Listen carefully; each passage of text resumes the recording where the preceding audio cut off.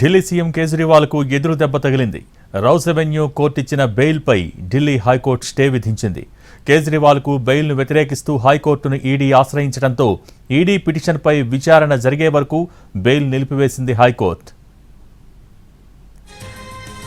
Delhi liquor scam కేసులో అరెస్టైన కేజ్రీవాల్కు నిన్న బెయిల్ మంజూరు చేసింది రౌస్ అవెన్యూ కోర్టు. ₹1,00,000 పూచీకత్తు సమర్పించిన తర్వాత బెయిల్ ఇవ్వొచ్చని న్యాయమూర్తి ఆదేశించారు. దీన్ని సవాల్ చేస్తూ హైకోర్టును ఆశ్రయించింది ఈడీ.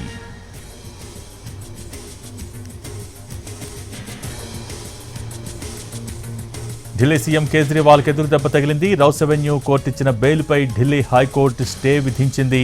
దీనికి సంబంధించి పూర్తి సమాచారం మా ప్రతినిధి రాజు టెలిఫోన్ లైన్ ద్వారా అందించేందుకు సిద్ధంగా ఉన్నారు. రాజు,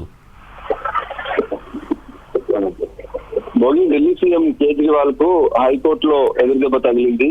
రౌస్ అవెన్యూ కోర్టు ఇచ్చినటువంటి ఏదైతే బెయిల్ ఉందో ఆ బెయిల్ ను ఢిల్లీ హైకోర్టులో సవాలు చేస్తూ ఈడీ పిటిషన్ దాఖలు చేసింది. అత్యవసరంగా తమ పిటిషన్ పైన విచారణ కూడా జరపాలని చెప్పి ప్రత్యేకంగా ఢిల్లీ హైకోర్టు వెకేషన్ బెంచ్ ను కోరినటువంటి పరిస్థితి కనిపిస్తుంది. దాంతో తమ వాదనలు వినడానికి సమయం పడుతుంది కాబట్టి ఆ విచారణ పూర్తయ్యేంత వరకు రౌస్ అవెన్యూ కోర్టు అంటే ఏదైతే ఢిల్లీ లిక్కర్ కేసులు విచారణ జరుపుతున్నటువంటి ట్రయల్ కోర్టుగా ఉన్నటువంటి రౌస్ అవెన్యూ కోర్టు కేజ్రీవాల్ కు ఇచ్చినటువంటి బెయిల్ పైన స్టే విధిస్తూ ఆర్డర్స్ ఇచ్చారు. సో మరికొద్ది సేపట్లో దీనికి సంబంధించినటువంటి విచారణ కూడా కొనసాగనుంది. అంటే కేజ్రీవాల్ కు విషయంలో మేము ఆ బెయిల్ ను వ్యతిరేకించినప్పటికీ తమ వద్ద అన్ని ఆధారాలు ఉన్నప్పటికీ కూడా తమ వాదనను ట్రయల్ కోర్టు జడ్జి బిందు పరిగణలోకి తీసుకోలేదు.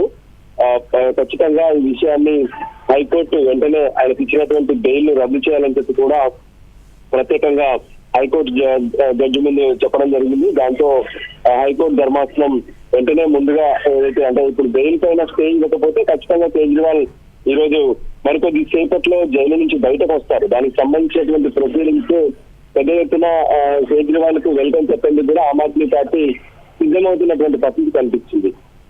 సో నిన్న బెయిల్ వచ్చినట్టు ట్రయల్ కోర్టులో వస్తే ఇప్పుడు వెంటనే ఆ బెయిల్ పైన స్టే రావడంతో ఒకసారిగా కేజ్రీవాల్ తో పాటు కుటుంబ సభ్యులు మరోపక్క ఆమ్ ఆద్మీ పార్టీకి సంబంధించినటువంటి నేతల్లో కూడా నిరాశ కనిపిస్తుంది.